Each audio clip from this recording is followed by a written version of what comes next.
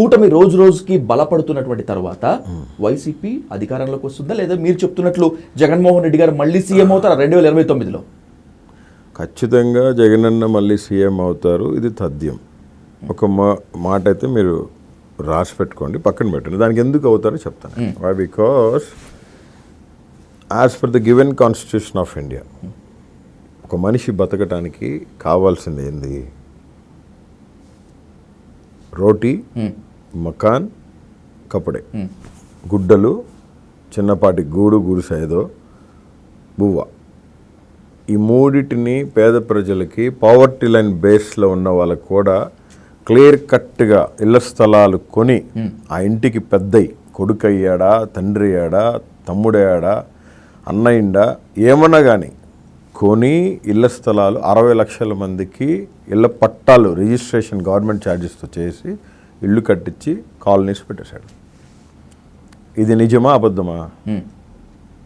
మీరు చెప్పండి, మీరు చెప్పిన తర్వాత నేను చెప్తాను. ఎస్, ఇల్లు కట్టించాడు, అమ్మ ఒడి ఇచ్చాడు, బళ్ళు బాగు చేశాడు, నాడు నేడు పథకం కింద బళ్ళు బాగు చేసి పిల్లల్ని ఒక మేనమామై ప్రతి ఇంటికి ఆ బిడ్డలకి ఇంగ్లీష్ మీడియం చదువుని అందించి వాళ్ళకి మంచి పౌష్టికాహారం పెట్టి వాషింగ్టన్ డీసీలో కౌన్సిలేట్ జనరల్స్తో కూర్చొని నార్మల్ ఒక గవర్నమెంట్ హై స్కూల్ నుంచి బెండపూడి గ్రామం నుంచి ఒక పాప ఆ ఇంగ్లీష్ యాక్సెంట్తో మాట్లాడతా ఒక అమెరికన్ కౌన్సిలేట్ జనరల్ టీమ్, ఆ జనరల్స్కి సంబంధించిన కోర్ కమిటీలో కూర్చొని ఈ పేద పిల్లలు, ఈ అట్టడుగు అనగాని వర్గానికి చెందిన స్కూల్స్, అంటే ఎట్లా ఉండే స్కూల్స్, బాత్రూమ్స్ ఎలా ఉండే, పెచ్చులు ఊడతా, స్లాబులు పడిపోతా, ఎంత రిక్వెస్ట్లు పెట్టుకున్నా గతి లేని పరిస్థితుల్లో కలెక్టర్స్ దగ్గర కాలు చెప్పులు అరిగిపోయి తిరిగేటువంటి పరిస్థితుల్లో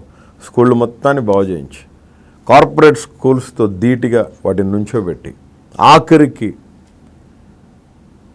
ప్రతి పాప వాళ్ళ శానిటరీ యూజెస్ కూడా, ఎందుకంటే ఆయనకి 2 ఆడపిల్లలు జగనన్నకి, హీ నోస్ వెల్ ఒక పాప పెరిగి పెద్ద అవ్వాలి అంటే ఆ పాపకి ఆహారం ఏం కావాలి, ఆ పాపకి నీడ్స్ ఏం కావాలి, ఆఫ్టర్ మెచ్యూర్ అమ్మాయి ఎలా ఉండాలి అనేది ఆలోచించిన వ్యక్తి అయి ఆ పాపకి మేనమామయ్య, ఆ పాపకు ఒక అన్నయ్య, ఆ పాపకు ఒక చిన్న ఆయన లేకపోతే ఒక మామయ్య శానిటరీ నాప్కిన్స్ కూడా ఎక్స్పైరీ డేట్ చూసి మీరు ఇవ్వాలి అని ఎక్కడికక్కడ 10th క్లాస్ పిల్లలకి, 9th క్లాస్ పిల్లలకి వాళ్ళ వేరబౌట్స్ వాళ్ళ కేరింగ్ తీసుకొని బాత్రూమ్స్ ఎలా ఉన్నాయి, నేను పర్సనల్గా అకస్మాత్తు తనిఖీలు చేసిన రోజులు ఉన్నాయి.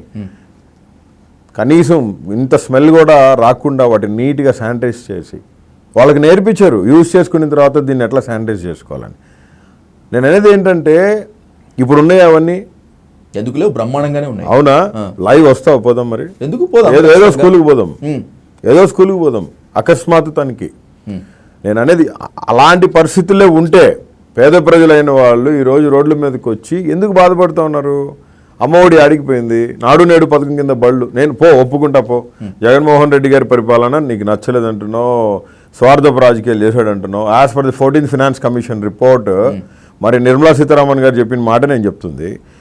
జగన్మోహన్ రెడ్డి గారు కోవిడ్ని కూడా ఆరోగ్యశ్రీలో చేర్చిన గొప్ప మనసున్న one of the chief minister, so called chief మినిస్టర్స్లో కల్లా కూడా.